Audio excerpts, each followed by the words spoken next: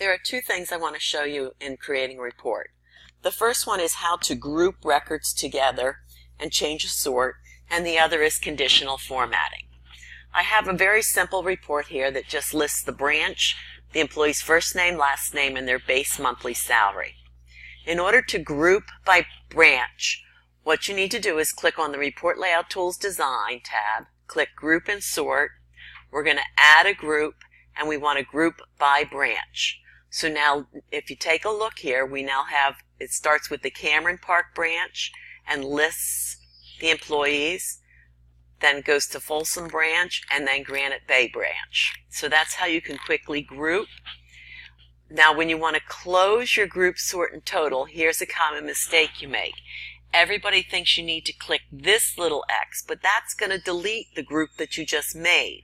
So to close this group, sort, and total pane, you either click the X here to close it, or you can actually just click the button again to close it. Now, if you want to do conditional formatting, let's say we want to highlight anyone whose base salary is more than $10,000. We come over to our Format tab, and we click on, we're going to click in the base salary first, okay? And then click on Conditional Formatting. We want to apply a new rule in which we want to say the field value for the monthly base salary is greater than, let's say greater than or equal to, let's do that, greater than or equal to 10,000. We want to make the font color a nice bright orange, and let's make the fill color a little light turquoise.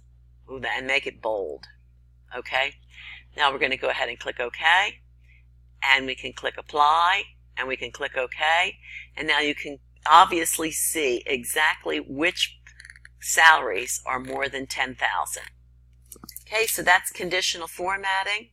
And that is also how, and if let's say I don't like that change, you can click on your conditional formatting and you can go in and edit this, okay? Go and edit this rule. And let's say we didn't like that. Let's say we like the standard background and we're going to make the font color a real dark blue. Okay, and we'll click Apply and now click OK.